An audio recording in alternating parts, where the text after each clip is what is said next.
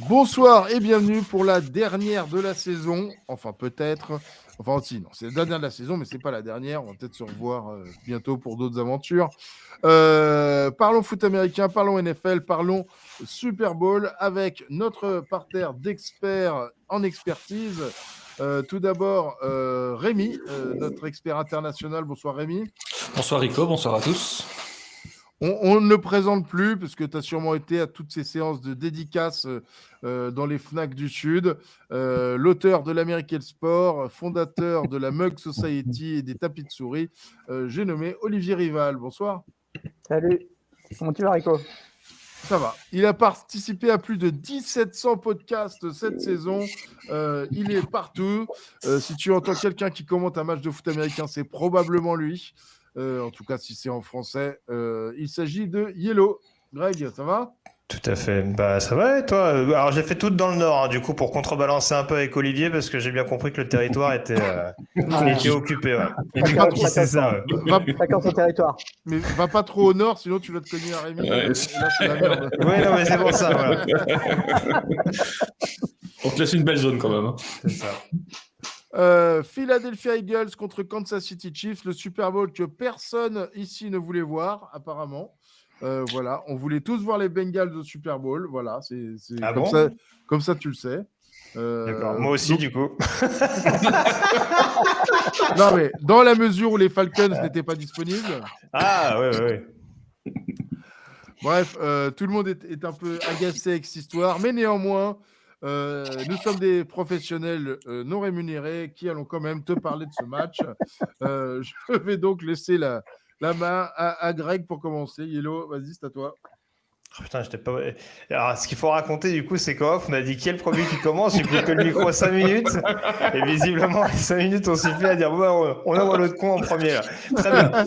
Bah écoute, apparemment, j'avais une opinion assez similaire à pas mal de mes comparses, hein, même ceux qui ont retourné leur veste juste avant le début de ce podcast. Mais non. En tout cas, pour être très sérieux, et c'est vrai que pour le coup, j'ai souvent eu des favoris sur les derniers Super Bowls qui se sont disputés. J'avoue que ça a été quand même assez difficile de se prononcer parce qu'à mon sens, il y a énormément de points forts et de potentiels points faibles. Enfin, un peu moins de points faibles forcément. On parle de deux équipes qui étaient à 14-3 pendant la saison régulière. Il a fini de me couper, monsieur Rival. Il est allergique aux conneries apparemment. Oui, c'est ça. Je vois pas de quoi tu parles. Très bien. Bon, oui, donc ça paraît quand même assez indécis sur le papier. Alors, je vais tuer tout suspense tout de suite. J'aurais plutôt tendance à aller vers Kansas City pour des raisons assez évidentes, notamment l'expérience récente au Super Bowl, le fait que forcément, sur le papier, ils ont un quarterback capable de les faire gagner. Encore faut-il savoir dans quel état il va jouer, et ça, c'est forcément un point clairement non négligeable. On a vu que c'était suffisant pour tenir en demi-finale face à Cincinnati. Est-ce que ça le sera pour tenir au Super Bowl face aux Eagles, qui ont l'air quand même d'avoir une ligne défensive un peu plus acharnée que celle des Bengals cette saison. Après, voilà, c'est vrai que tout ne m'a pas rassuré du côté de Philadelphie, notamment du côté de Jalen Hurts. Pour la belle histoire, j'aimerais bien que Jalen Hurts, qui a souvent eu cette dernière marche manquée en college football, puisse réussir malgré tout à marquer l'histoire de la NFL. Malgré tout, et pas être constamment ce gentil loser qu'on veut bien présenter depuis sa sortie d'Alabama. Mais en attendant, voilà, je pense que Kansas City, encore une fois, de par les éclairs de génie que peut proposer notamment Mahomes et de par le côté plié sans rompre que peut avoir la défense de Kansas City, ça peut éventuellement suffire. Après, tout ne m'a pas rassuré dans les derniers contenus des Chiefs au Super Bowl, que ce soit forcément face à Tampa avec cette victoire assez large des Buccaneers, ou face aux Niners. On se rappelle quand même que dans le 4e quart-temps, Kansas City était quand même mené, je crois, d'une dizaine de points avant de revenir dans le Money Time. Donc voilà, c'est Kansas City, mais sans une énorme conviction. Et très franchement, à mon sens, pour finir là-dessus, c'est un des Super Bowls, pour moi, les moins évidents à pronostiquer. Parce qu'encore une fois, voilà, il faut toujours se méfier de ces Eagles. Surtout, et là, pour le coup, on ne pourra pas leur retirer ça, quand ils enfilent leur costume d'underdog, quand ils aiment bien, en tout cas, se donner ce rôle-là. J'ai pas dans l'idée qu'ils seront favoris pour beaucoup sur cette finale, et ça peut, en effet, décupler leur motivation. Merci, Yellow. Messieurs, tout le monde est d'accord? Ouais, je vais laisser Olivier qui a l'air très convaincu sur son idée, donc je vais embrayer avec tout autant de conviction. Non, mais écoute, Yellow a évidemment de très bons arguments et moi j'ai beaucoup hésité pour faire ce prono. Il y a notamment l'aspect expérience qui fait clairement pencher la balance du côté de Pardon, c'est bon de manger, excuse-moi. que ça soit du Quand côté tu du coupes le quarterback, micro pour pas nous écouter. Ouais, c'est j'ai bon, hésité là à couper le son, je me suis dit non, allez, vas-y, on y va. Pardon. Non, mais que ce soit du côté du quarterback, évidemment, Mahomes a beaucoup plus d'expérience que Hurts, évidemment. Du côté du coaching, du côté généralement de l'équipe, même si il reste quand même un certain nombre de quelques Eagles qui ont connu le dernier Super Bowl remporté par l'équipe. Mais évidemment, il y a cet aspect-là qui pourrait avantager Kansas City. Moi, ce qui me fait un petit peu pencher du côté des Eagles, c'est, on va dire, la vieille règle, mais qui reste quand même une règle importante dans le football américain, qui veut que le football américain se gagne dans les tranchées. Et pour moi, il y a peut-être un avantage du côté des Eagles sur leurs deux lignes, que ce soit leur ligne offensive comme leur ligne défensive, qui fait qu'ils pourraient l'emporter en contrôlant ce match sur les lignes, en mettant assez de pression sur Mahomes dont on n'est pas sûr du tout de la santé de sa cheville et donc de sa mobilité d'un côté, et de l'autre côté en arrivant à installer leur jeu de course qu'ils arrivent à installer quand même assez régulièrement ces dernières semaines, et arriver ainsi à gagner un match où ils ont intérêt à ce que le score reste bas, parce qu'ils n'ont pas forcément l'explosivité d'un Mahomes et de l'attaque des Chiefs. Donc c'est pour ça que je joue plutôt ce scénario-là, en sachant qu'il y a aussi un point qui est très très important dans ce match, c'est l'état de santé des playmakers de Kansas City. Qu'en est-il de LR? Qu'en est-il de leurs receveurs? Qui sera là à 100%, qui sera là à 50%? Est-ce que Mahomes pourra courir aussi bien qu'il le voudra? Donc ça, c'est quand même pour moi un élément très important dont on aura la réalité une fois que le match aura commencé, parce qu'il va y avoir du bluff évidemment des deux côtés, surtout du côté de Kansas City par rapport à l'état de santé réel de tous ces joueurs importants, notamment du côté offensif des Chiefs. Mais dans l'état de connaissance qu'on a aujourd'hui, j'aurais tendance à donner un petit avantage aux Eagles. Merci. Voilà. On appelle Rico. Tu l'as mouché. C'est nous qui éternuons, c'est lui qui est mouché, c'est fou. Voilà. Rémi, quelque chose à rajouter? Je suis assez d'accord avec l'analyse d'Olivier, mais aussi de Greg, parce que c'est vrai que c'est un match extrêmement indécis. On a généralement un favori qui se détache assez facilement au Super Bowl. C'est pas toujours celui-là qui l'emporte, mais en tout cas, là c'est beaucoup plus difficile. On le voit dans les cotes au niveau des bookmakers, c'est quand même très très indécis. Je suis assez étonné quand même de voir les Eagles avoir la faveur des bookmakers, même si c'est infime. Malgré tout, je rejoins leur avis et j'aurais tendance à donner un petit avantage aux Eagles. Pourquoi? Parce qu'il y a ces quelques points d'interrogation, que ce soit au niveau de la cheville de Mahomes ou au niveau de la défense des Chiefs. On a quand même une menace au niveau de la ligne défensive des Eagles qui est un peu permanente et omniprésente. On a 4 joueurs qui dépassent les 10 sacs cette saison, alors qu'on en a un seul du côté des Chiefs. C'est vrai que devoir se concentrer sur 4 joueurs pour protéger un quarterback qui joue sur une jambe, c'est peut-être pas l'idéal à l'entame d'un Super Bowl. Et donc, on sait malgré tout que Mahomes est capable de faire des miracles, mais on sait aussi que si sa ligne offensive s'effondre, ça peut nous donner un match un petit peu dégueulasse, comme ça avait été le cas face aux Bucks il y a quelques années. Mais je reste quand même intimement persuadé que ce sera beaucoup plus serré que cette rencontre-là. Pourquoi? Parce que on a un Mahomes qui est quand même capable de trouver ses cibles. On a un Kelsey qui est dans la forme de sa vie, je pense. il y a quelques incertitudes au niveau des blessures et des receveurs, mais malgré tout, je les vois quand même scorer assez facilement. Faut se méfier de cette défense des Chiefs, qui est quand même capable de mettre une pression sur le quarterback et de perturber les attaques. On l'a vu face aux Bengals. C'est vrai qu'on s'y attendait pas. On s'était dit que cette menace sur Burrow pouvait arriver, mais on s'attendait pas à ce que ça aille si vite. Et ils ont réussi à mettre une pression rapidement dans le premier quart qui a fait la différence. Jalen Hurts manque d'expérience à ce niveau-là, dans ce genre de rencontre. Et c'est vrai que s'ils parviennent à perturber un petit peu la machine, ça pourrait rendre la rencontre très très intéressante et très compliquée pour les Eagles. Mais je reste quand même persuadé que l'excellent jeu au sol des Eagles, combiné à quand même une attaque aérienne honorable, suffira pour dépasser cette défense des Chiefs. Et de l'autre côté, on dépendra un petit peu de la magie de Mahomes, parce que je pense que quelle que soit la performance défensive, quand il est à 100 ou 150%, comme il peut l'être de temps en temps, il est parfaitement inarrêtable. Et ça reste quand même l'un des quarterbacks les plus imprévisibles de la ligue et les plus talentueux. Donc, match très serré en vue. Ça faisait longtemps, mais je donne quand même mon avantage aux Eagles pour les différents éléments cités.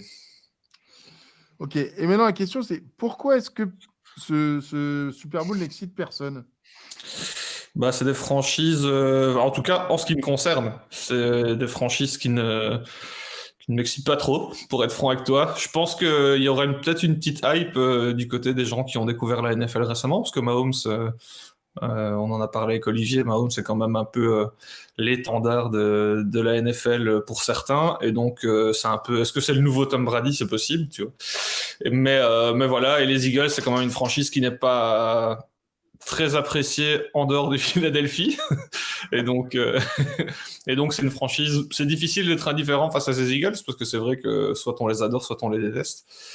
Et donc voilà, je crois que c'est ces différents éléments, et aussi le fait qu'ils ont battu, moi personnellement, des franchises qui développaient un jeu que j'appréciais énormément, à savoir les Bengals, qui étaient quand même une des plus belles attaques de la ligue, avec pour moi le meilleur quarterback à ce moment-là, et des 49ers qu'on n'attendait peut-être pas si performant avec un troisième quarterback, qui l'ont perdu dans les circonstances qu'on connaît. Donc c'est vrai que pour moi ça aurait été un très très beau Super Bowl avec ces deux franchises, et donc c'est peut-être plus de la déception qu'autre chose. Bon, ouais, parce que moi je suis pas spécialement d'accord là-dessus, mon petit Rical. Hein. Je persiste et signe, hein, mais bon, encore une fois, c'est numéro 1 contre numéro 1 à l'arrivée. Hein, donc si on juge sur la saison en tant que telle, après on peut ne pas apprécier les équipes, encore une fois. Et les arguments de Rémi s'entendent bien entendu, et je pense seront partagés par potentiellement d'autres personnes. Mais voilà, là pour le coup, en fait, ce qui est intéressant, c'est qu'on a le numéro 1 de l'AFC contre le numéro 1 de la NFC. On a deux styles de jeu totalement différents offensivement parlant. Donc en plus, pour ceux par exemple qui découvriraient, c'est mieux, c'est plus français déjà, la discipline, c'est pas inintéressant d'avoir, voilà. Et ils peuvent découvrir aussi, hein, c'est pas très grave. Mais voilà, le gros jeu au sol des Eagles avec le jeu aérien des Chiefs, avec Mahomes qui est capable de trouver 12, 13, 17, 18 receveurs différents. Voilà, je pense que chacun en aura pour son argent, si je peux prendre cette expression. On parlait de la situation par rapport à Mahomes. Pas oublier qu'Kelsey a des problèmes de dos. Hein. Ça aussi, je l'ai pas précisé tout à l'heure. C'est jamais, hein, des fois qu'il y a des défenseurs des Eagles qui passent par là, qui essayent de tester un petit peu. Hein, un CJ Gardner-Johnson, par exemple, pareil qu'il a joué au Saints il y a pas longtemps. Donc, sait-on jamais, ça pourrait être tentant. Mais non, voilà, blague à part, non, je pense que vraiment, il y a quand même des ingrédients qui feront que les deux attaques pourront donner un spectacle assez intéressant. Deux lignes offensives également, et ça je rejoins Olivier, c'est vrai que les Eagles ont forcément un gros ascendant cette année, notamment de par la diversité peut-être plus importante qu'ils ont montrée à la passe et au sol. Mais très franchement, celle des Chiefs, quand on voit en plus la relative jeunesse de certains joueurs, je pense à Creed Humphrey, Trey Smith notamment, c'est extrêmement solide, et ça va permettre justement de laisser du temps à Mahomes, c'est aussi d'avoir du répondant face à cette grosse D-line des Eagles. Il ne faut pas l'oublier en effet pour contrebalancer un petit peu ce qui a été dit, mais encore une fois, je suis globalement d'accord avec ce qui a déjà été énoncé. Mais il me semble que sur le papier, le meilleur rusher des deux lignes défensives, il est côté Kansas City. Alors, il y a 4 sacs, il me semble, pour Chris Jones en demi-finale, donc c'est sûr que ça aide, mais 15 sacs et demi depuis le début de la saison. Donc voilà, va quand même y avoir du boulot pour un des deux frères Kelce. Les deux frères Kelce vont bosser en tout cas sur cette finale, et ça c'est sûr, ils vont être pas mal sollicités. Et ça aussi, voilà, c'est une première où on risque de les voir souvent en action. Donc ça aussi, ça risque d'intéresser pas mal de monde. Ok. Messieurs, quel était pour vous l'événement qu'il faut retenir de cette saison en NFL? Bonne question. Le match, la blessure, le touchdown.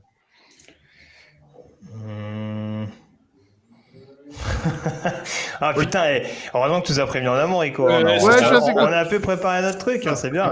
Préparé, c'est bien. Bon, la blessure, rapidement, c'est clair que pour moi, la déception, c'était cette blessure de Purdy en finale de conf. Mais au final, les blessures lui ont permis de tenter sa chance. Après avoir, apparemment, il va quand même être absent un bon petit bout de temps.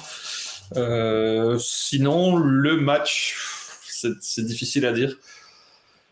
Ouais, peut-être ce Chiefs-Bengals où je pensais que les Bengals allaient pouvoir prendre le dessus. On a vu quand même une force de caractère assez impressionnante du côté des Chiefs. Donc voilà. Match de saison régulière. Non. Les Bengals ont perdu parce que tu as un joueur qui a poussé le mec dans le dos une fois qu'il est sorti de touche. C'est juste là, c'est un gros bourrin qui a fait perdre tout le match et tous les efforts. C'était quand même prolongation, pire. Donc ça restait du 50-50. Non mais... voilà, il y a un coupable, c'est lui, c'est tout, tu vois. Il va prendre cher, c'est tout, c'est pas grave. Olivier? Écoute, que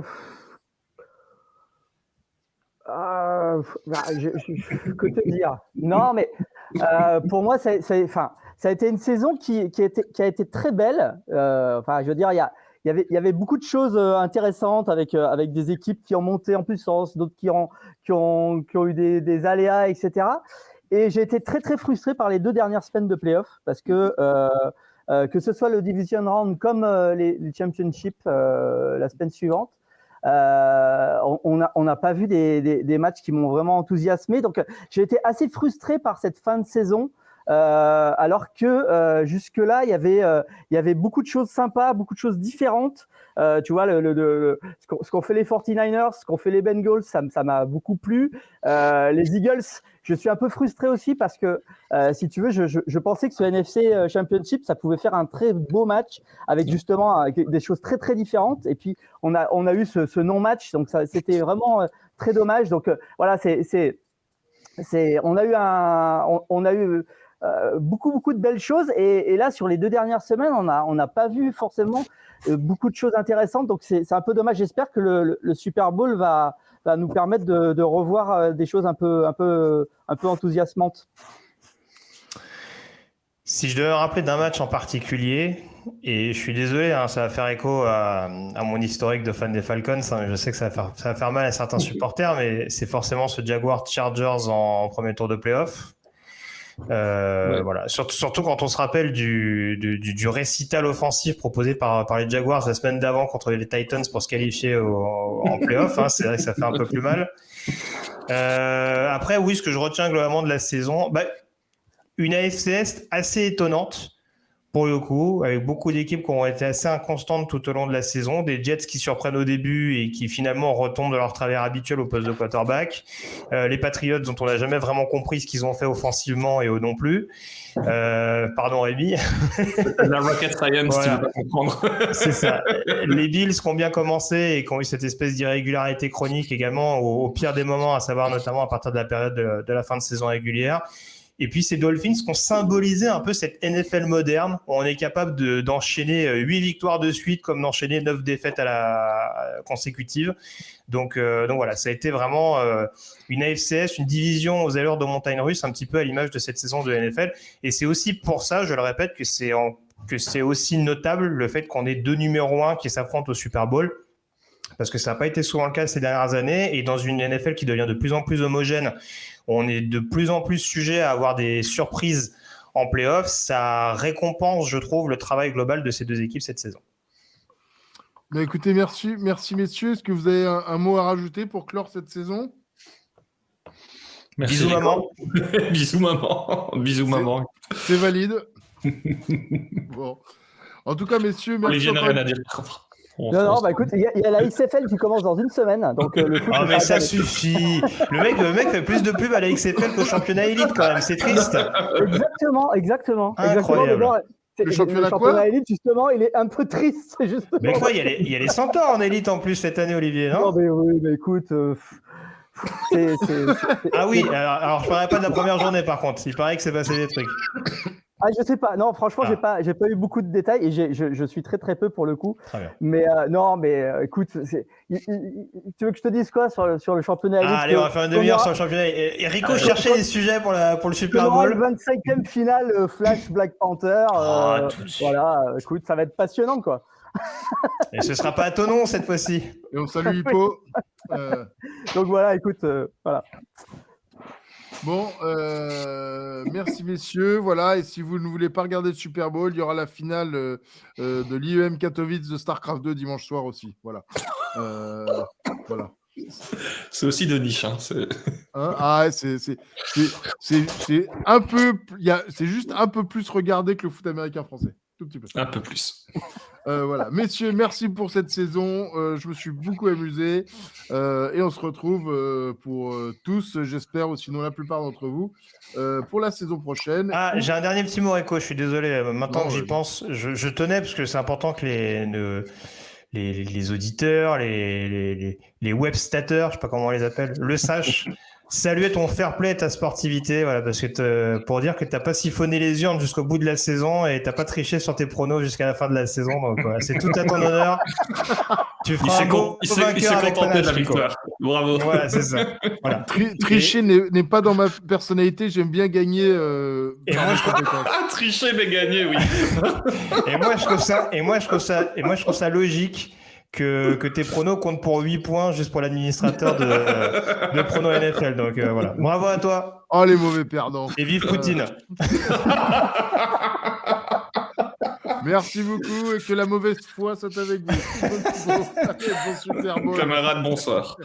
Allez.